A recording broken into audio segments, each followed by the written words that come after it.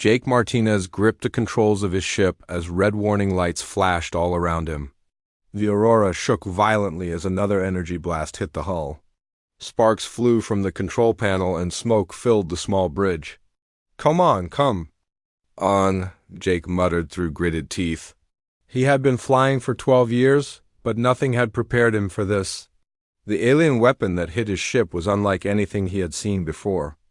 It seemed to eat through the metal hull like acid. His mission had been simple: explore the outer rim planets and look for signs of life. The Earth Defense Force needed new colonies, and Jake was one of their best scouts. He had found 17 habitable worlds in the past 3 years. This was supposed to be just another routine survey, but something had gone wrong. Very wrong, the ship's computer spoke in its calm female voice. Hull breach in sections 4 through 7. Life support failing. Oxygen levels at 60% and dropping. Jake's hands moved quickly over the controls, trying to seal the breaches, but the damage was too severe. Whatever had attacked him was still out there, invisible to his sensors. He had caught only a glimpse of it before the first blast hit. A dark shape against the stars, moving impossibly fast. "Emergency beacon activated," the computer announced. "Distress signal broadcasting on all frequencies."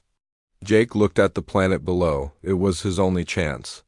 The world looked dead and rocky, with no signs of civilization. 2 red suns hung in the sky like angry eyes, but it was better than dying in space. "Initiating emergency landing sequence," he said aloud, though no one could hear him. Jake had always talked to himself when he was nervous. It was a habit from his childhood. The Aurora screamed through the thin atmosphere. The heat shields glowed, white, hot, as the ship plummeted toward the surface.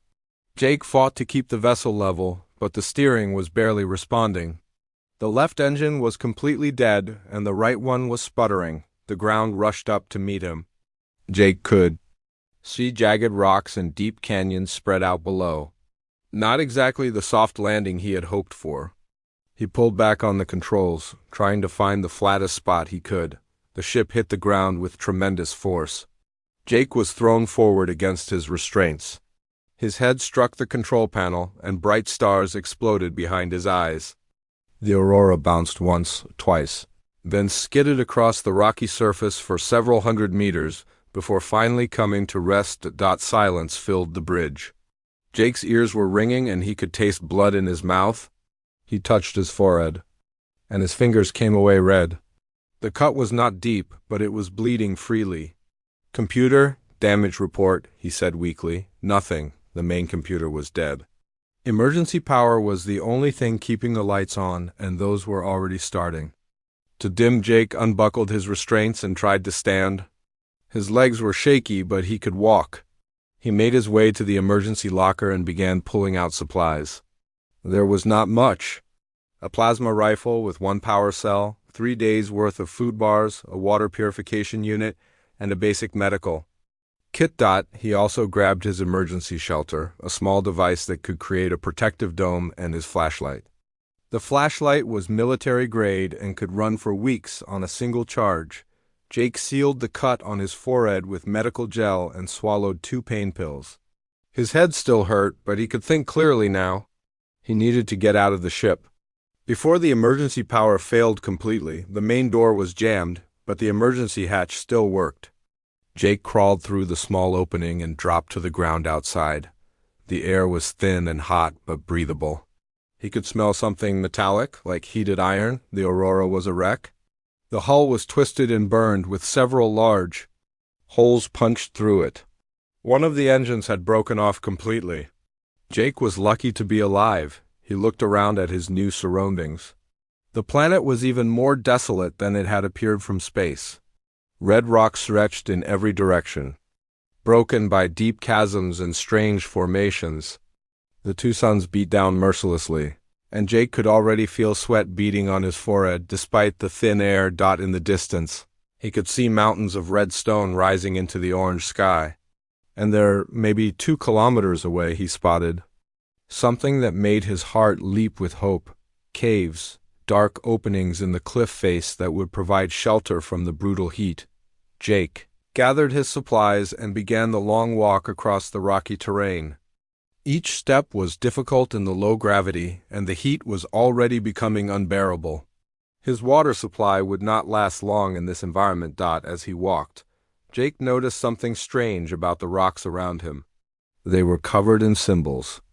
Not natural formations, but deliberate carvings. The symbols were geometric but flowing, like a combination of mathematics and art. They seemed to follow him as he walked. Appearing on every boulder and cliff face, the symbols grew more numerous. As he approached the caves, some were small and simple, just basic shapes. Others were large and complex, covering entire rock faces with intricate patterns. Jake had studied xenorchaeology in school, and these looked ancient. Very ancient. He paused at the entrance to the largest cave and examined the symbols more closely. They were definitely artificial, carved by intelligent beings. But they were unlike anything in the Earth database. The patterns seemed to shift and change when he was not looking directly at them, though that might have been the heat playing tricks on his eyes. Jake activated his flashlight and peered into the cave. The passage went deep into the mountain, curving out of sight.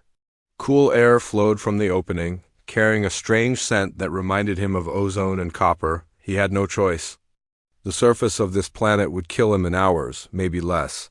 The cave might be dangerous, but it was his only chance of survival. Jake checked his plasma rifle one more time. The power cell showed 80% charge, enough for maybe 20 shots if he was careful. He shouldered his pack and stepped into the darkness. The cave was larger than it appeared from outside. The walls were smooth, as if they had been carved by tools rather than formed by nature. His flashlight beam revealed more symbols covering every surface. These were different from the ones outside. More complex, more urgent somehow. Jake followed the main passage as it wound deeper into the mountain. The air grew cooler and more humid, which was a relief after the harsh surface conditions. He could hear water dripping somewhere in the distance. After walking for what felt like hours, Jake emerged into a vast underground chamber. His flashlight beam could not reach the far walls or the ceiling. But what he could see took his breath away. The chamber was filled with enormous crystal formations that pulsed with a soft blue light. The crystals were beautiful, but they were clearly not natural. They were too perfectly arranged, too geometrically precise. They formed complex patterns that hurt to look at directly. Jake set up his emergency shelter in the center of the chamber, as far from the crystal formations as possible. The shelter created a small dome of protective energy around him. It would keep him warm and filter the air, but it would not last more than a few days on emergency power. He ate one of his food bars and drank some water. The silence in the chamber was complete except for the distant sound of dripping water. Jake had never felt so alone in his life. As he settled down to rest, Jake tried not to think about his situation. He was stranded on an alien world with no way to communicate with Earth. His supplies would last 3 days, maybe 4 if he was careful. After that, he would die slowly in this beautiful crystal tomb, but at least he was alive for now. And where there was life, there was hope. Jake closed his eyes and tried to sleep, unaware that something ancient and hungry was already watching him from the shadows between the crystals. Jake woke up to the sound of his own breathing. The emergency shelter hummed quietly around him, its blue light mixing with the strange glow from the crystals. He had been asleep for several hours, but he did not feel rested. His dreams had been filled with whispers and shadows. He checked his watch. It was hard to tell time on this planet with 2 suns, but he guessed it was early morning. His head wound had stopped bleeding, though it still throbbed with each heartbeat. Jake ate another food bar and drank some water. Only 2 days of food left. The crystal chamber looked different in the morning light. The blue glow was brighter, and the patterns seemed more alive. Jake could swear the crystals were moving slightly, though that might have been his imagination. The air smelled of metal and something else he could not identify. Jake picked up his plasma rifle and stepped outside the shelter. He needed to explore more of the cave system. Maybe he could find water or some other way to survive until rescue came? If rescue came, the chamber had several passages leading off in different directions. Jake chose the largest one and began walking. His flashlight beam revealed more symbols on the walls, but these were different from the ones he had seen before. They seemed to tell a story, though he could not read the alien language. The passage curved downward, deeper into the mountain. Jake could hear the sound of running water getting louder. After 10 minutes of walking, he found a small underground stream. The water was clear and cold, and his purification unit said it was safe to drink. Jake filled his water bottles and sat down beside the stream. For the first time since the crash, he felt a small spark of hope. With water, he could survive much longer, maybe long enough for someone to find his distress beacon. That was when he heard the voice. First meal in 500 years. Jake froze. The voice was deep and ancient, speaking perfect English with an accent he had never heard before. It seemed to come from everywhere and nowhere at once, echoing off the cave walls. Jake grabbed his plasma rifle and spun around, but he saw nothing. The cave was empty except for him and the flowing water. "Who's there?" Jake called out. His voice sounded small and weak in the vast darkness. Silence answered him. Then, after a long moment, the voice spoke again. Such a long time since fresh meat walked these halls. Such a very long time. Jake's blood turned to ice. Whatever was speaking to him, it was not human, and it was talking about eating him. "Show yourself," Jake said, trying to sound braver than he felt. He raised his rifle and activated the targeting system. The weapon's red dot danced across the cave walls. Laughter filled the chamber. It was a terrible sound, like grinding stone and breaking glass. "Show myself? Oh, little meat creature, I am all around you. I am the darkness between the lights. I am the silence between the sounds." Jake backed toward the water, keeping his rifle ready. "What are you?"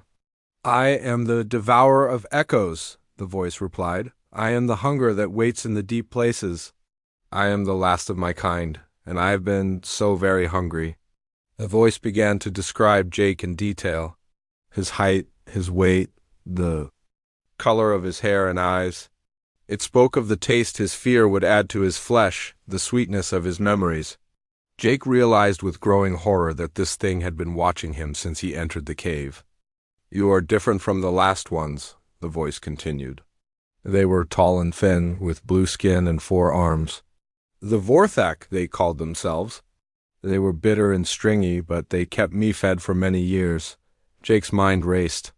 The Vorthak were an ancient alien race that had disappeared mysteriously about 500 years ago. Earth scientists had found ruins of their civilization on several worlds, but never any bodies. Now he knew why. "What do you want from me?" Jake asked, though he already knew the answer. "What I have always wanted. What I have dreamed of for 5 centuries, to feed, to taste, to remember what it is like to be truly alive." The crystals around the chamber began to pulse faster, their blue light growing brighter. Jake could feel something moving in the darkness beyond his flashlight beam. Something large and patient and very, very hungry. "I can offer you a choice," the voice said. "You can run, and I will hunt you through these tunnels until you drop from exhaustion. That is what most do. They scream and run and die badly. Or you can stay here, and I will make it quick." Jake felt his heart pounding in his chest. He had faced danger before, but nothing like this.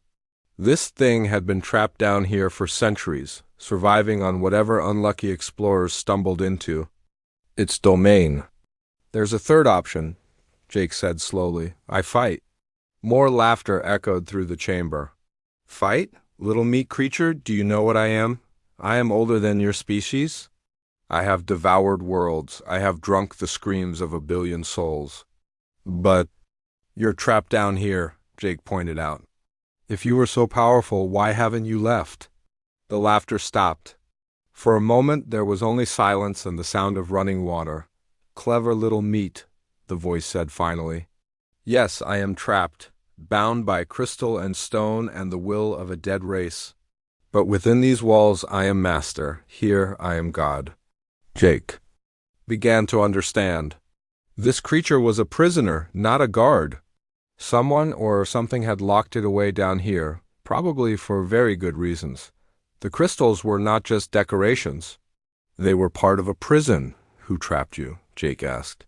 The builders, a race so old their name is forgotten. They feared what I was, what I could become. So they made this place my cage and my tomb. They thought they were being merciful by keeping me alive. Jake could hear the pain in the creature's voice now, along with the hunger. 500 years of solitude would drive anyone insane. Even a monster? Are you alone down here? Jake asked. Always alone, always hungry. Always dreaming of the taste of living flesh and the warmth of fresh blood. Jake lowered his rifle slightly. He was beginning to form a plan, though it was probably insane. What if I told you there was another way? Another way to what, little meat? Another way to feed? Another way to live? Another way to be free? The creature was silent for a long time. Jake could feel it thinking, considering his words. Finally it spoke. You interest me, flesh creature. In 5 centuries, no prey has lasted this long. Most are gibbering in fear. By now, but you think, you plan, you hope? My name is Jake, he said, Jake Martinez. Jake Martinez, the creature repeated, as if tasting the name. Tell me of this other way, Jake Martinez. But know that if you try to trick me, I will make your death last for days. Jake took a deep breath. He was about to gamble his life on. A crazy idea, but it was better than just giving up. First, I need to know more about this place, about the crystals, about how you're trapped here. Why would I tell you that? Because I'm an engineer. I understand machines and systems. Maybe I can help you. The creature was quiet for so long that Jake wondered if it had left. Then slowly it began to speak. It told him about the builders, about the crystal prison, about the long centuries of hunger and madness. And as it spoke, Jake began to understand that he was not just facing a monster. He was facing a victim. A prisoner who had been driven mad by isolation and hunger.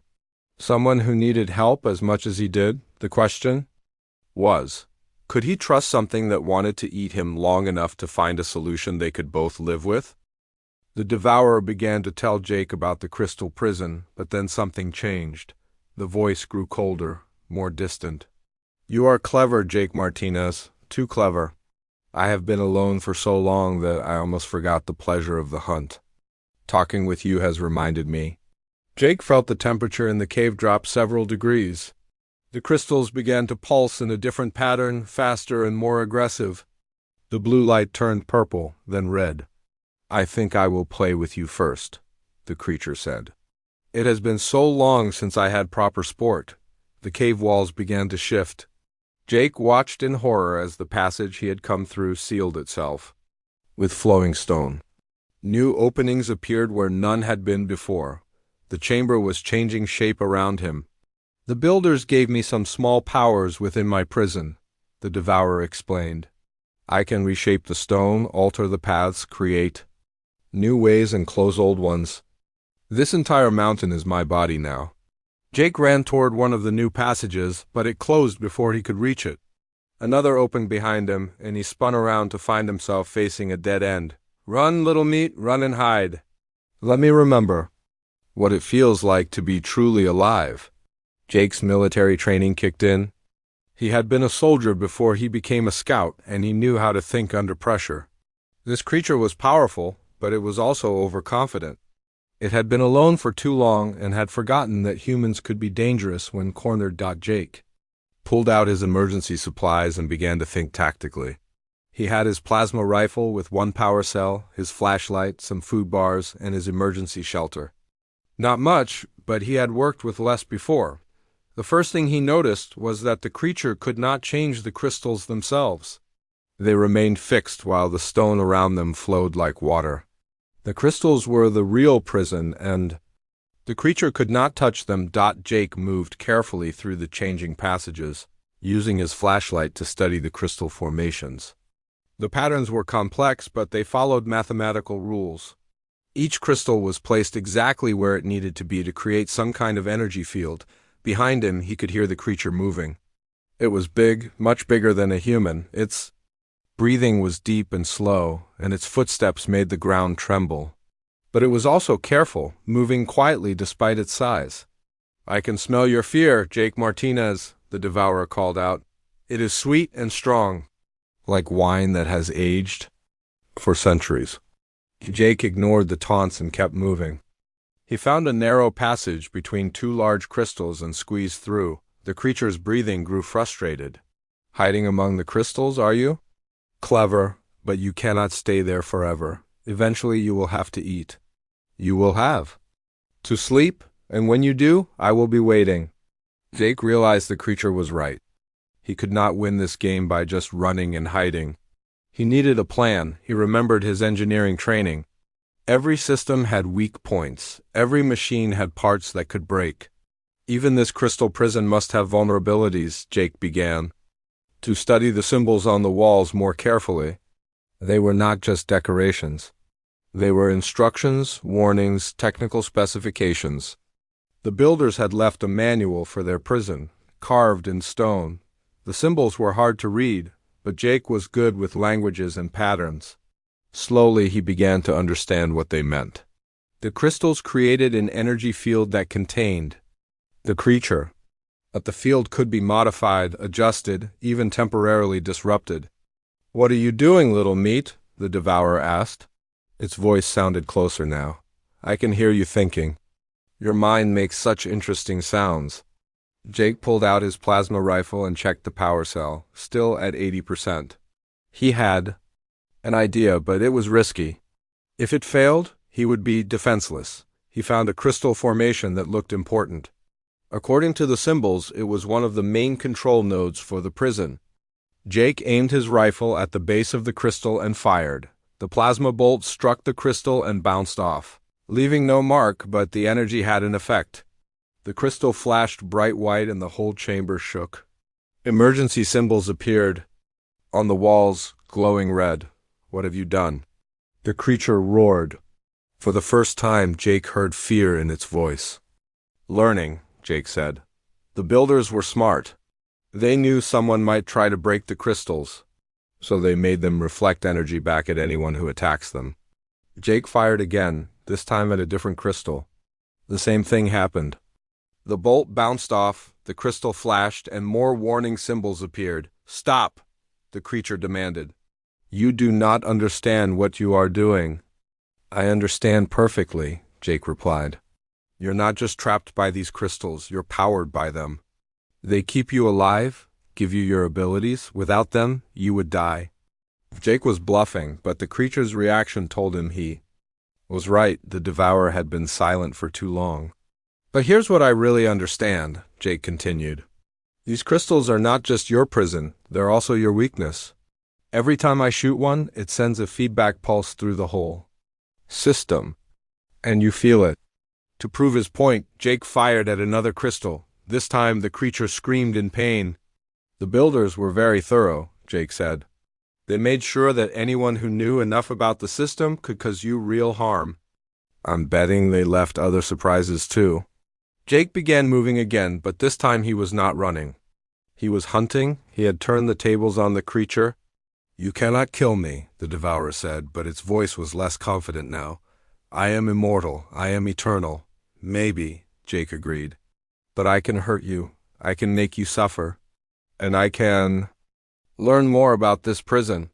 Given enough time, I might even find a way to shut it down completely." The creature tried to change the passages again, but Jake had learned to read the warning signs. He could see the stone beginning to flow and moved away before it could trap him. "You are different from the others," the devourer admitted.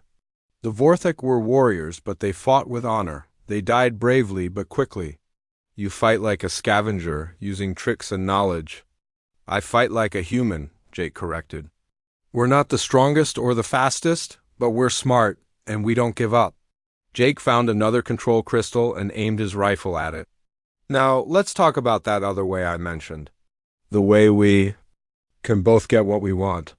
"I want to feed," the creature said simply. "And I want to live," Jake replied. "But maybe there's a solution that gives us both what we need." Jake lowered his rifle slightly. You've been alone for 500 years. You're not just hungry for food. You're hungry for purpose, for meaning, for something to do besides wait in the dark. The creature was quiet for a long moment. Continue, it said finally. What if I told you there was a way to hunt again, a way to feed without killing innocent people, a way to be free without destroying worlds? Impossible, the devourer said, but Jake could hear curiosity in its voice. Maybe, but I'm an engineer. I solve impossible problems for a living. All I need is time to study this prison, and maybe a partner who knows how it works from the inside. Jake waited, holding his breath. He had just proposed an alliance with a creature that wanted to eat him. It was either the smartest thing he had ever done or the stupidest, the creature was thinking.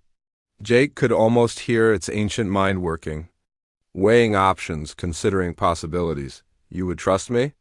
The devourer asked finally. No, Jake said honestly. But I would work with you. There's a difference. The crystals began to pulse in a new pattern, slower and more thoughtful. The red light faded back to blue. Very well, Jake Martinez. You have earned my attention. Tell me more about this impossible solution of yours. The devourer agreed to listen, and the cave walls stopped moving. Jake felt some of the tension leave his shoulders, though he kept his rifle ready. He was not foolish enough to trust the creature completely. Show me, the devourer said. Show me these other passages you spoke of. Show me how you plan to solve the impossible. Jake began to move deeper into the cave system.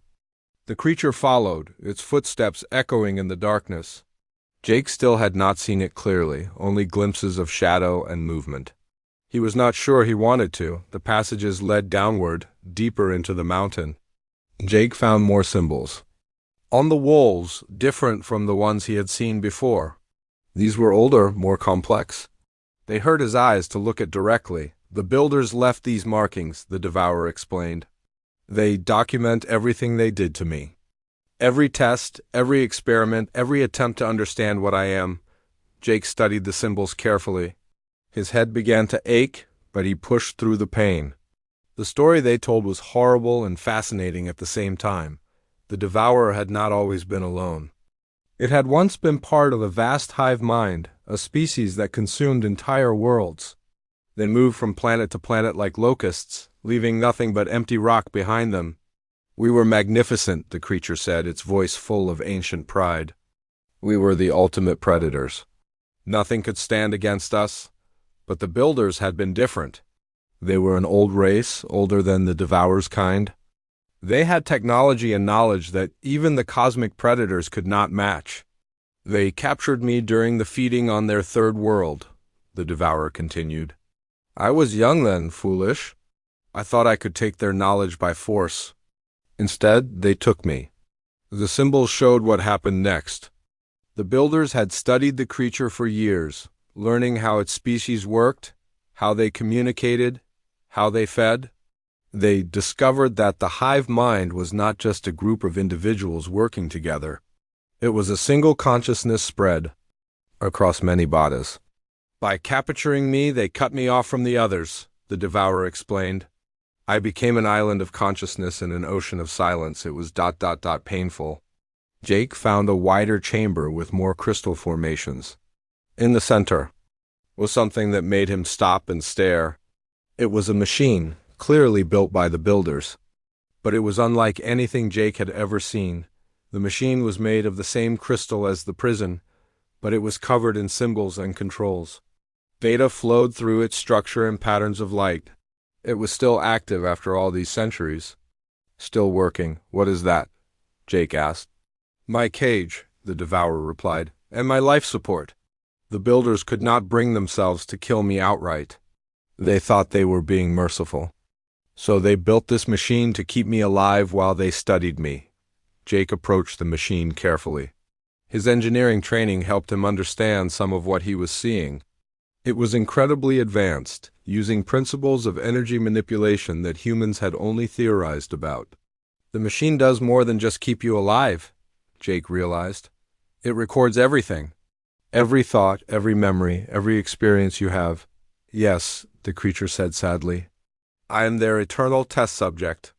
They wanted to understand how consciousness works, how memory forms, how intelligence develops. They found the perfect specimen in me. Jake studied the machine more closely. The data streams showed patterns that looked almost like brain activity. The builders had created a perfect map of the creature's mind. But the builders are gone, Jake said. What happened to them? My brethren found them, the devourer replied. It took them centuries, but they tracked down every builder world. They consumed them all, just as we had consumed so many others. But they never found me. Jake felt a chill. So your people think you're dead? They know I am lost, but they do not know where or how. They do not know about this place, about the builder's final experiment. I am truly alone. Jake continued to study the machine. The more he learned, the more amazed he became. The builders had not just created a prison. They had created a perfect virtual environment, a digital world where consciousness could exist without a physical body. This machine could simulate anything, Jake said in wonder. Any environment, any experience, any kind of existence. It's like a computer, but made of living crystal. The builders planned to transfer my consciousness into their machine permanently, the devourer explained. They would have studied me for eternity, learning everything there was to know about my kind, but they ran out of time. Jake found the control systems for the machine. They were complex, but he could understand the basic principles. The builders had left detailed instructions, probably hoping that someday another advanced species would find their work and continue it. The machine is still connected to you, Jake realized. It's been recording everything you've experienced for 500 years. All your thoughts, all your memories, all your pain. Yes, the creature said simply. I am trapped between the physical world and the digital one. I cannot fully exist in either. Jake began to understand the true horror of the creature's situation. It was not just physically trapped. It was mentally trapped, existing in a state between life and death, between reality and simulation. But that also means the machine knows everything about you, Jake said. Every detail of your consciousness, every pattern of your thoughts. It could recreate you perfectly. What are you suggesting? The devourer asked. Jake's mind was racing. The solution was starting to become clear, but it would require perfect timing and more technical skill than he had ever used before. The builders left a way to complete their experiment, Jake said, but they also left a way to reverse it. This machine can transfer consciousness in both directions. It can put you into the digital world, or it can bring digital consciousness into the physical world. The creature was silent for a long moment. You want to transfer my consciousness into the machine? More than that, Jake said. I want to give you what you really want, not just food, but purpose. Not just existence, but meaning. The machine can create perfect hunting grounds, endless prey, infinite variety. You could hunt forever without ever harming another living being. Jake found the main control panel and began studying its functions. The builders had been incredibly thorough. They had created safeguards, backup systems, and multiple ways to modify the machine's behavior. But there's more, Jake continued. The machine is connected to quantum communication networks. It can access data from across the galaxy. With the right modifications, it could even connect to Earth's computer networks. What does that mean? The devourer asked. Jake smiled. It means you could hunt in every digital world humans have ever created. Every video game, every simulation, every virtual reality. Millions of different hunting grounds, billions of different prey, and all of it would be perfectly real to you. The creature was quiet for a very long time. Jake could hear it thinking, processing the implications of what he was suggesting. You would do this for me? The devourer finally asked. You would. Give me this gift? It's not a gift, Jake said honestly.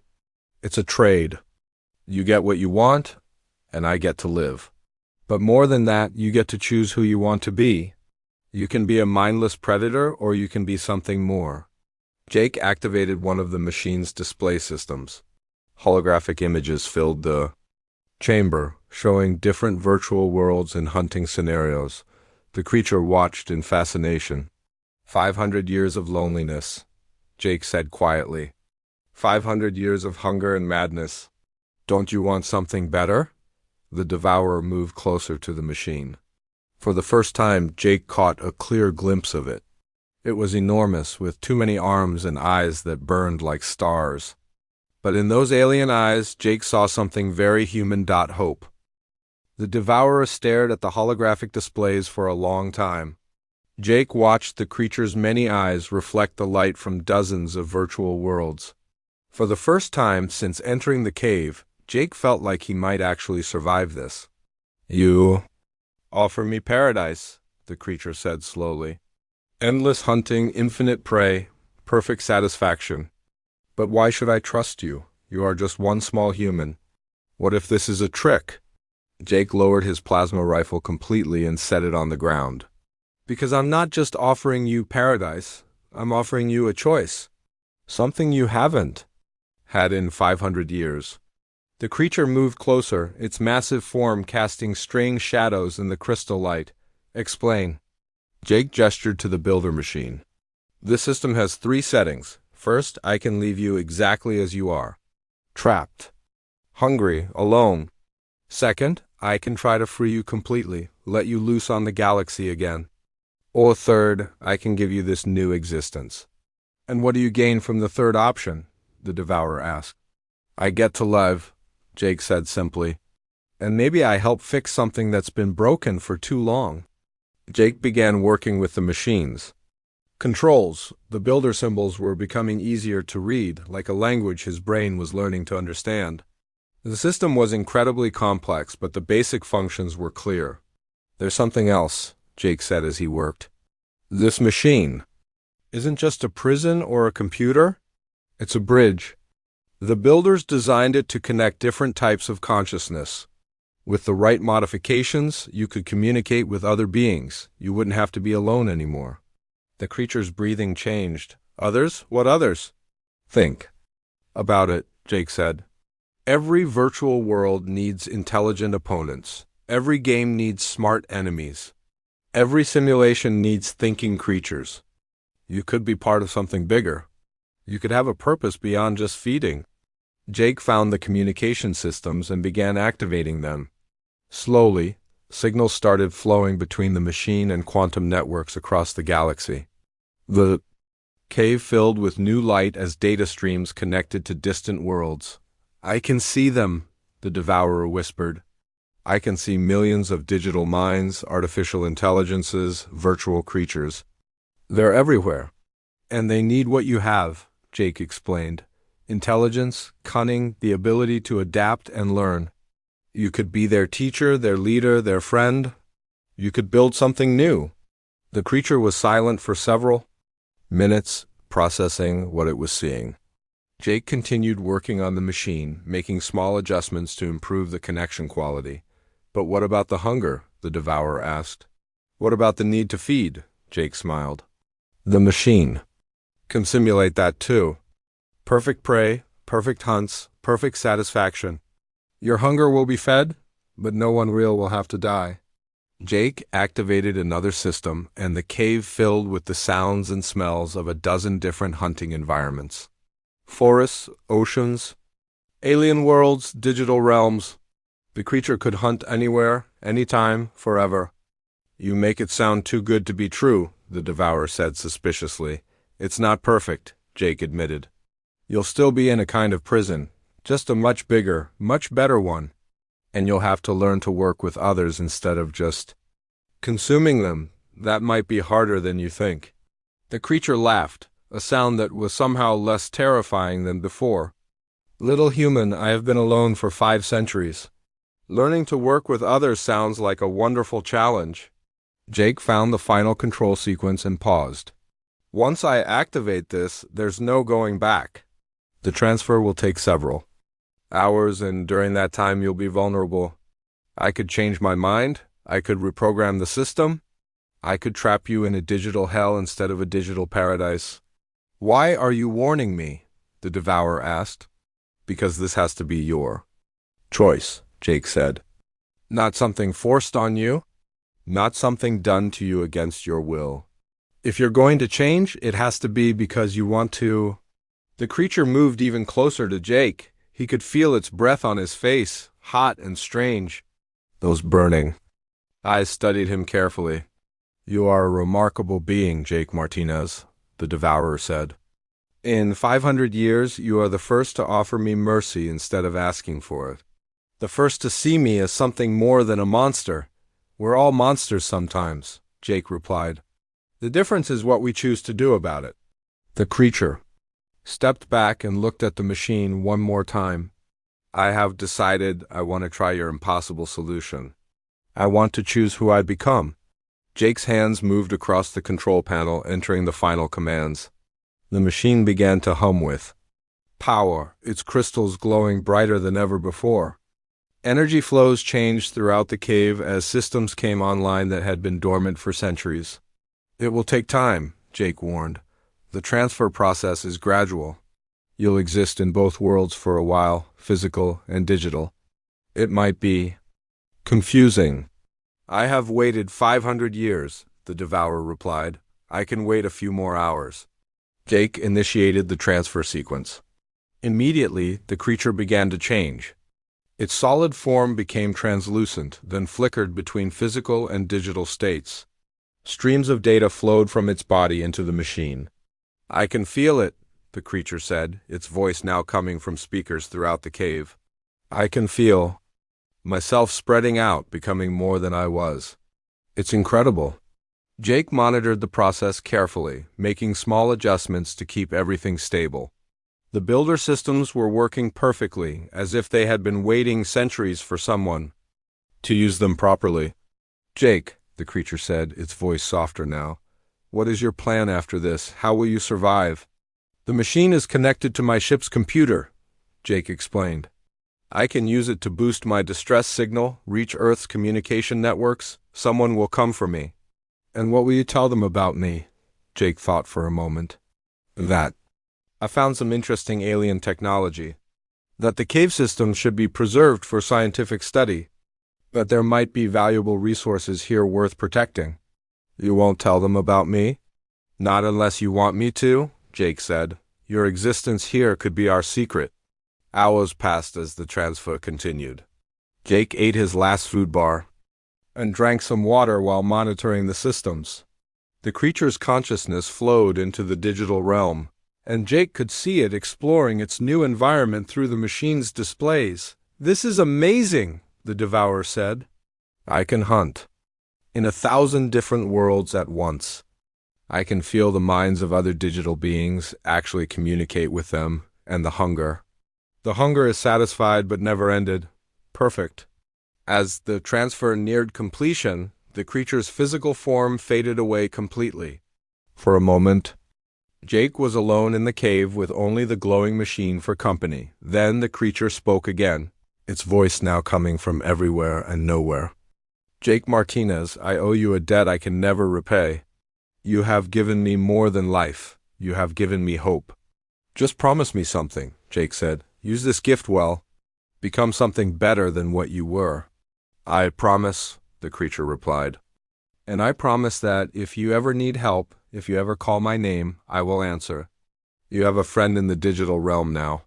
Jake activated the communication boost and sent his enhanced distress signal into space.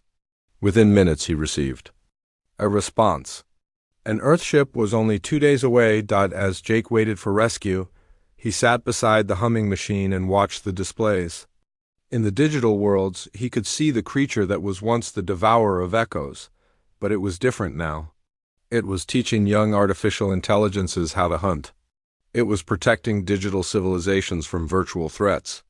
It was building instead of just consuming. 2 days later, the rescue ship arrived. Jake was taken aboard, his wounds treated, his story recorded.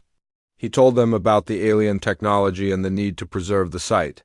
He said nothing about his friend in the machine. Years later, when Jake had become a famous explorer, he would sometimes return to that cave.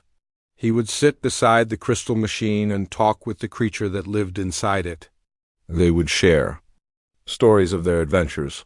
Jake in the physical world and his friend in the digital one, and sometimes Late at night, Jake would smile and remember that the best solutions were often the ones nobody expected. Sometimes the answer wasn't to fight the monster or run from it. Sometimes the answer was to help it become something better.